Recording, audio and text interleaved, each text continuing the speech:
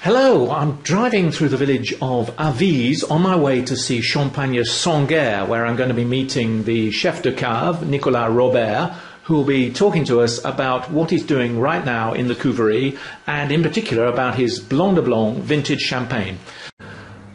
Bonjour, nous sommes aujourd'hui chez Champagne Sanguer et nous rejoignons Monsieur Nicolas Robert, chef de cave chez Sanguer, qui va nous parler des travaux actuels dans la cuverie.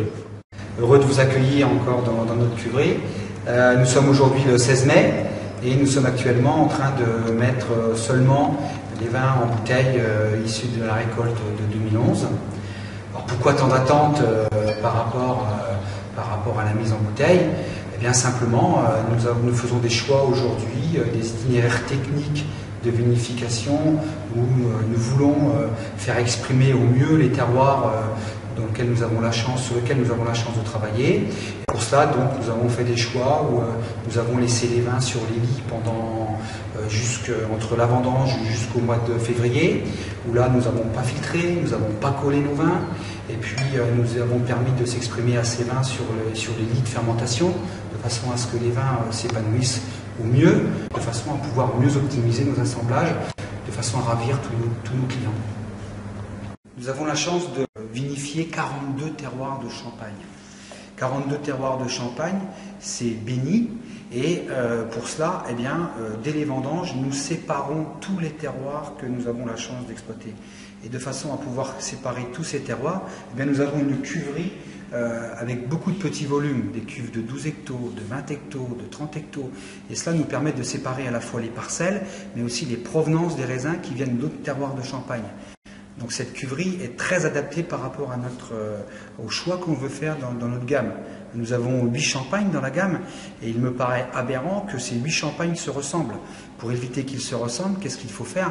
Il faut écarter au maximum les possibilités organoleptiques que les vins peuvent avoir, de façon à ce que tous nos clients s'y retrouvent dans ces 8 champagnes-là. Nous avons des vins sur le fruit, nous avons des vins sur la rondeur, nous avons des vins sur la minéralité, et pour cela, il faut séparer tous les terroirs et seulement après pouvoir les assembler. Si on assemble tout au moment des vendanges sans les comprendre, eh bien forcément, les champagnes obtenus seront plutôt très resserrés d'un point de vue dégustation.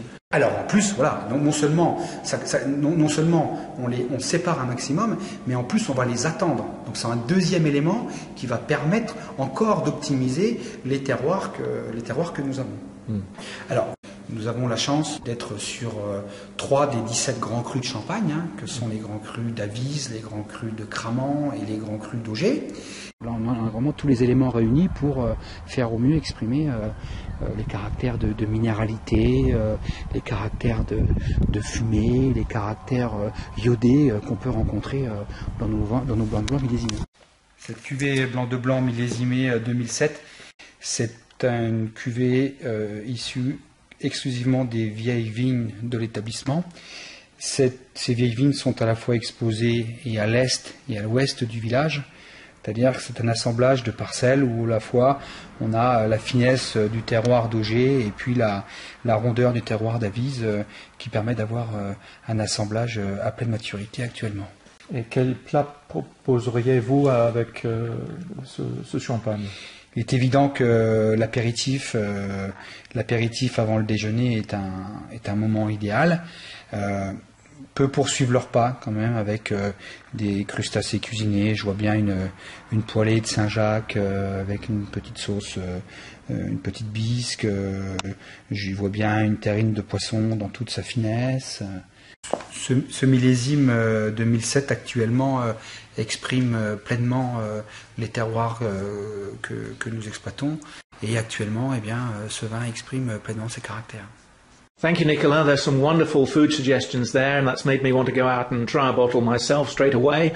If you'd like to find out where you can get Champagne Sanguer, you'll find the contact details at the end of this video. And do remember to come back again soon, because we have another short video telling you all about how Champagne Sanguer are going to celebrate their 60th birthday later on this year.